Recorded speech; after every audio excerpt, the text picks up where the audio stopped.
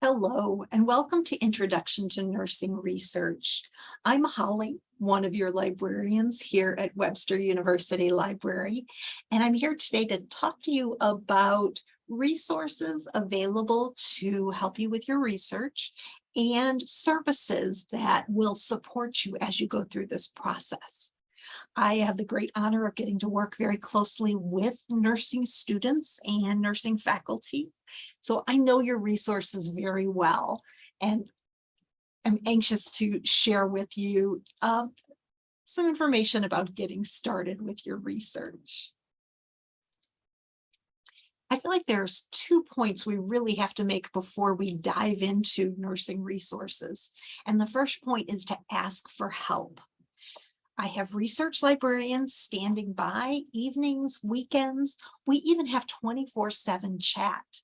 So if you are working on a research assignment and you need some help, you can pick up the phone, you can email, you can stop by the library or get on our chat, and somebody can help you very quickly answer your question. If you need some more in-depth help getting started or thinking through your topic, reach out to me or to Julie Laramie, my colleague, and we can help you get started with your research or really focus on your topic. And remember the 20-minute rule. If you are looking for information and you're not having luck finding much of anything after about 20 minutes, and this is whether you're in the library databases or you're out on the open web, if 20 minutes has gone by and you're not finding anything helpful, stop what you're doing and contact a librarian. The second important point to keep in mind is to start your research early. These 8 and 9 week terms at Webster go by so quickly, and sometimes life happens and things get in the way and you realize it's Thursday and you've got a paper due Monday. We have all kinds of services in place to get you articles that maybe we don't have available, but sometimes they do take a few days or a week to get those materials in. So if you start weeks in advance, you just have access to so much more information than if you let it go till the last minute. If something happens and it does get to be the last minute, still reach out to us. We are happy to help. But things will go a lot smoother if you start your research the week you get an assignment, even if it's not due for 6 or 8 weeks. Start the research right away and begin gathering the resources you need. Then you can process them more thoughtfully.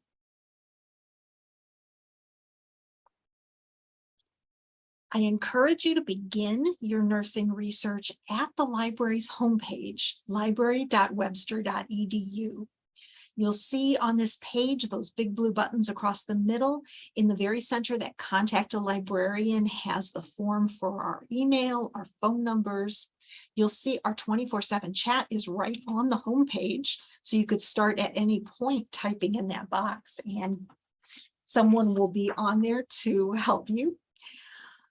For more in-depth research, I suggest you begin with our research guides over on the right. And if you click on that research guides, you'll see a list of subjects. When you click on nursing, you'll come to the nursing guide. And this has all of the resources you need as a nursing student, all in one place. If you scroll down on this page that opens up, you'll see my picture and my contact information. So you easily know then how to connect with me if you do need some help.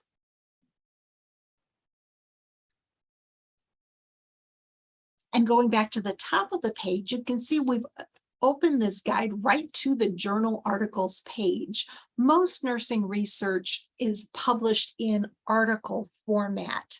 There's not a whole lot of research coming out in books. And while I do love a good book, you're going to find for this program, most of the research you're going to need is going to be in article format. This page lists the primary databases we have for finding articles, and the most important one is right at the top, and that is CINAHL. It's the Cumulative Index to Nursing and Allied Health Literature. Sounds like a lot, but it's not too hard to navigate. Let me show you. First, you're going to log in when you click on that box. So you'll put in your last name and your ID number. And if you're not sure what your ID number is, at the bottom of the box, there's a link that will help show you where to find your ID number. And then you'll be in CINAHL. CINAHL is the database. We get it from a company called EBSCOhost. EBSCO is a producer of a number of databases. Most of the journal articles you're going to find in here are scholarly, academic, peer-reviewed journals. There's a little bit of popular content, but you're pretty safe that you're primarily searching really good research for your paper, for your presentation. And then you have that series of search boxes. And that's where a lot of our work is going to happen, thinking about your topic, what words to use to search, how to parse that search out. And then the database is going to give you some ways to limit your results. I don't typically start limiting my results. I typically start at the top with my search. And often in nursing, you're going to develop a question that you want answered. It's often called a PICO question. And if you haven't reached that point, you will learn more about PICO questions in this program. Make sure that you are researching something that's interesting or relevant to you. There's really nothing worse than having to spend hours and hours on a paper if you don't care about it at all. So whenever possible, try to pick something that's of interest that you won't mind spending some time with. As an example, I came up with the question, in patients with dementia, does music therapy decrease anxiety? Now understand, with this search, you're not looking for one article to answer your question. You're looking for articles that will help you develop an answer. So you're looking for evidence to help you make your argument. So with that question in mind, I'm going to go up to the search box and I'm going to just start with one element of my question. So I put dementia in the search box and I pulled up 70,000 articles. Over on the right-hand side, that red circle, you can see they're arranged by relevance, which means the word dementia is showing up the most in that top article. And as I get down to article 69,000, 70,000, it may just be a casual mention in those articles or those records for those articles. Over on the left, the lower red circle shows that these articles go all the way back to 1963. Often in the nursing program, you're going to have date parameters for your search. Your professor might tell you you can only use articles from the last 10 years or maybe the last 5 years. We are going to limit this search by date, but I don't do that to start with. Even if I'm pulling up old information at this point, I might find some really good clues to words I want to search, even from those older articles. So for now, I'm very happy with dementia and 70,000 articles, and then moving on to add a second concept from my question. And in this case, I put in anxiety. Just putting that in that second box with "and" in between them tells the computer I'm requiring all of these articles, all of these results that I'm retrieving, they must mention both of these terms. And you can see I've dropped from 70,000 articles down to just over 2,000. And my date range has changed quite a bit too. My articles don't go all the way back to 1963 anymore.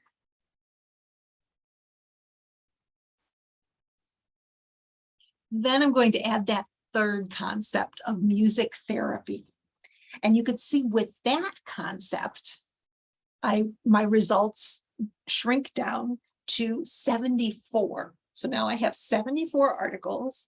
They go back to 1997, so some of them are still a little older, maybe older than I need, but I can do a lot more manipulation with this search. Before we work on the search a little more though, let me go ahead and show you what a record looks like for one of these articles. So if you find one that looks intriguing, you can click on the title and see the full article. But actually, I've got one more screen here, so I'm going to show you how I got really fancy with my search before we look at a record. In this case, dementia is a broad category, but one of the most common forms of dementia is Alzheimer's disease. So in this case, just to be very comprehensive, I put dementia or Alzheimer all on the same line. The or is really great for synonyms or related concepts, or will give me more. And I put the asterisk at the end of Alzheimer so that I could pick up Alzheimer singular, Alzheimer apostrophe S, Alzheimer with just an S on the end. And then I also expanded my idea of anxiety, thinking that often in dementia, anxiety is manifesting itself as agitation. So I put on that second line, instead of just anxiety, I added anxiety or agitation. And just these simple little tweaks to my search have more than doubled my results. I have about 192 results now, whereas I had been operating with just about 70 articles. Really, 100 to 200 articles is my sweet spot. I'm going to be doing a little bit of limiting still with some other parameters that maybe are applied to the assignment. So it's good to have a nice amount of articles to work with. And for me, 100 to 200, really, that usually satisfies. Now let me show you that if you click on the title of an article, you get the full record for that article. This is what a full record looks like. So at the top, it's got the title of the article. It's got the authors. The source is all of that information you need to cite this article. So the journal name, the volume and issue number, the date, the page numbers. There's an abstract here to tell me a little bit about the article, about the research study done. And one of the things I really like to take a look at are these major subjects and minor subjects. These are terms that the database uses. They're kind of like tags. This is how they tag articles. Every time an article from this journal is Journal of Gerontological Nursing, every time a new issue of Gerontological Nursing is published, a copy goes to CINAHL headquarters. And there are people that work there called indexers, and they enter all of this information about each article. And they attach these subject headings, these tags. And they have to use subjects from a list. They cannot create their own. They cannot go rogue. So they have an official list. And if I know the terms on that official list, it's a much more powerful way to search. So as I'm scrolling through results, I'm always glancing at the subject headings to see if I have any clues of other searches I might want to try. Over on the left-hand side is the PDF link to get me to the full text. And over on the right-hand side are some of the tools that allow me to save the article, print it.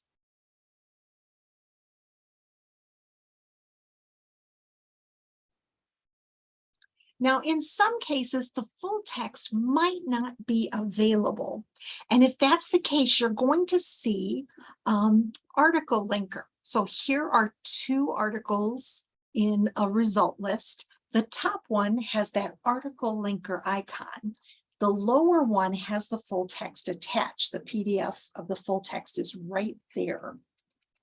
Article Linker is really a magical little piece of software. If I click on that link that says Article Linker, it's going to show me one of two things. Either it's going to say, I'm sorry, the article is not available, but you can request it. And it gives you the link to request it. When you request it, you are going to spend just a moment creating an account. And then after that, you never have to create the account. It's all set up for you.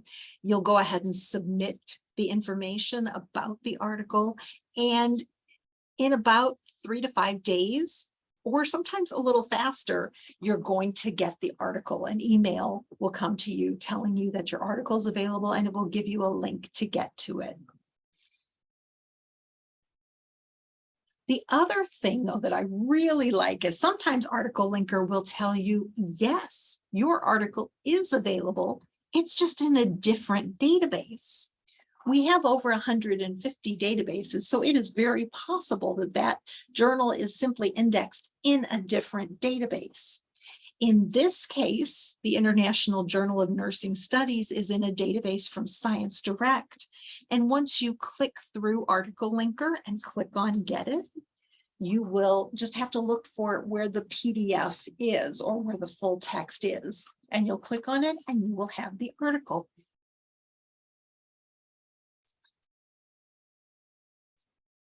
I mentioned before those tools on the right-hand side when you're looking at an article record, when you've actually clicked on the title. And one of those tools says Cite. Citation is really important while you're in the nursing program. You want to give proper citation for any article or idea that you use. So it's very important.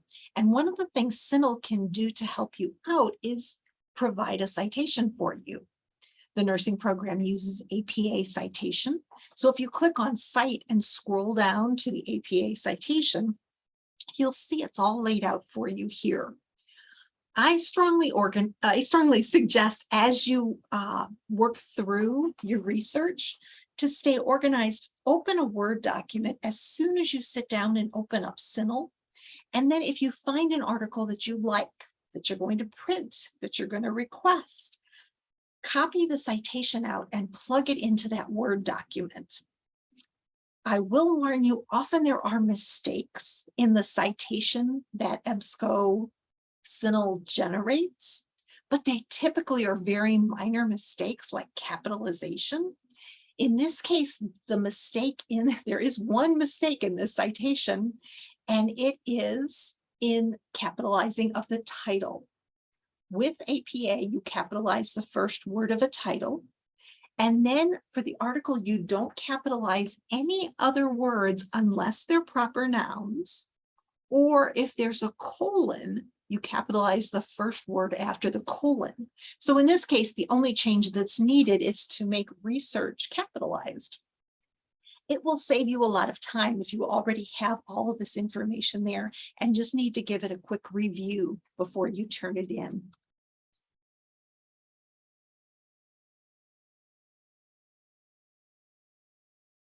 Now we are going to want to do some refining of our searches. And one of the other ways you can find those subject headings, just like we saw when we clicked on the title and we saw the major and minor subjects, they list a few of the subjects right on the results screen where you have your whole list of results. So you can look here and see, is there a subject heading that you haven't thought of that you might want to try? And then you can rerun your search or slightly change your search with that new thought or tag in mind.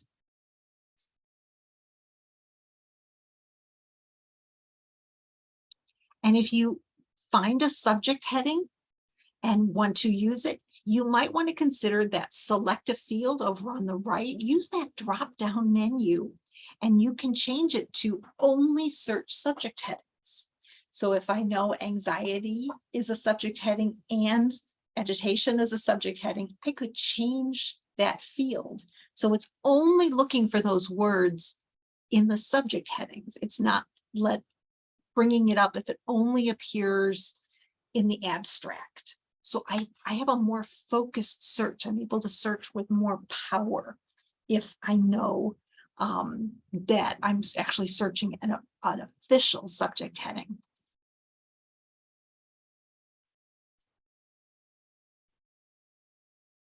And then there are some limits. So this last version of the search we had done, in this case, dementia or Alzheimer with an asterisk, anxiety or agitation. And then we know that music therapy is a subject heading, so we change that to MH exact subject heading just to the right of the term.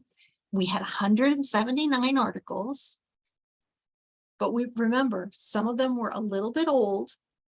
And there are some other ways to limit your search that can be useful. So once you've done all of the work at the top and really thought through the best words to use in your search, you might want to take a look at the limits.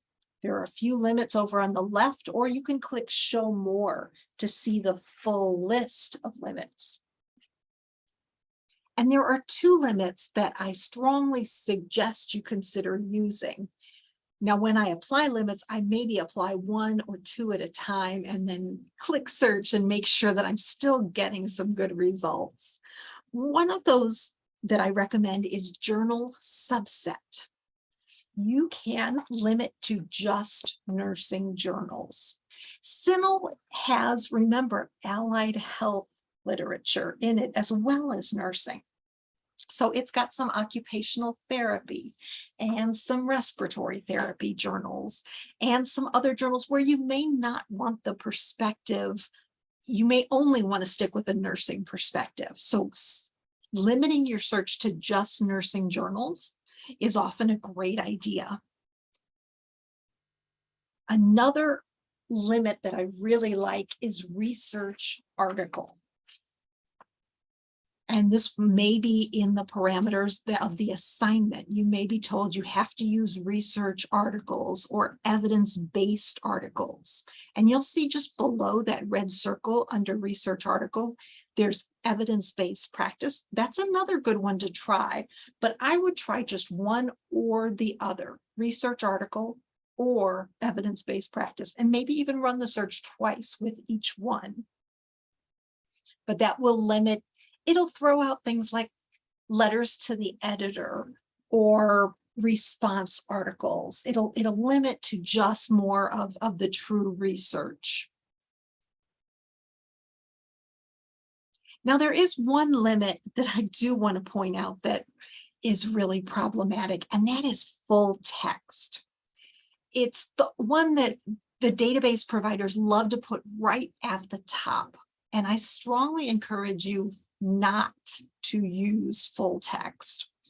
When you click this box, it's going to limit your results, so you will get fewer results, including anything where ArticleLinker would have taken us to the full text with a couple of clicks, or where we could have requested the article through interlibrary loan. All of those options will be gone. You will only have the articles that have the PDF full text attached, which means those are only articles where the publisher has a contract with EBSCO. So when you click full text, you're limiting your research just to business contracts, not to anything good related to research. And that's a very artificial way to limit your searching. So avoid the full text limit if you can. When you're searching in CINAHL, you are searching good information. It's almost exclusively journal information. It's those better scholarly academic journals. But if you are out on the open web and you are looking for some kind of protocol or information perhaps for a patient education session, and you want to find some really accessible information, you might have to spend a little bit more time evaluating that information. One way you can do that is with the CRAP test. So double check the source that you're using, make sure it's current, relevant, authoritative, accurate, and what is the purpose? Is there bias involved? Is the purpose meant to sell you something or promote an idea rather than giving you straightforward health information? If you prefer to do your research via Google Scholar, it's a good idea to take the extra few minutes to evaluate what you're finding. Going back to that research guide where we started our research, you'll see there are a number of tabs over on the left-hand side, and one of them is for APA style. So we looked at CINAHL and we saw that you can grab a citation right within CINAHL. Although remember, you might have to make some corrections, especially to the capitalization. But I do have some APA resources here for you so that you do have additional support. We don't have the APA manual completely online, but we do have the concise handbook. There are some links here with resources both from the American Psychological Association and from Purdue University's OWL, their online writing lab, which is one of the best writing labs in the country. And let's take just a moment to look at APA. A quick screenshot here of what an article citation should look like. And it's arranged, citation can be intimidating, but it really isn't. It's really just plugging into a format. There is nothing creative about it. Here's the format for an article from an online periodical. Last name of the author, first and middle initial. If there's multiple authors, you list them. You put the year in parentheses with a period after. It's all very prescriptive, exactly where the period is. You put the title of your article, and remember, you capitalize the first word of the article, title. You capitalize, if there's a colon, the first word after the colon, and then proper nouns, but nothing else is capitalized. The title of your periodical, the journal title, is in title case, so every major word is capitalized, and it's in italics. And then you have your volume in italics. Your issue is in parentheses and no longer italics, note that. Then you have a comma and your page numbers. And if your article has a DOI, a digital object identifier, you list that as well. And below is the information if there is no DOI.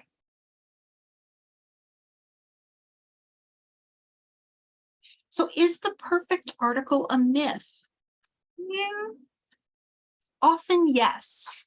Often you are not looking for the perfect article. You're looking for a number of articles that will support your argument, that will provide the evidence for the statement that you want to make or the answer you want to find to your PICO question.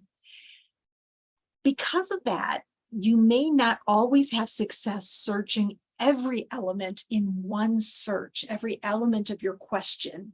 You might have to triangulate and perhaps search dementia and anxiety or agitation, and then run another search with dementia and music therapy, and then a third search with music therapy and anxiety or agitation, and then combine the information that you're finding.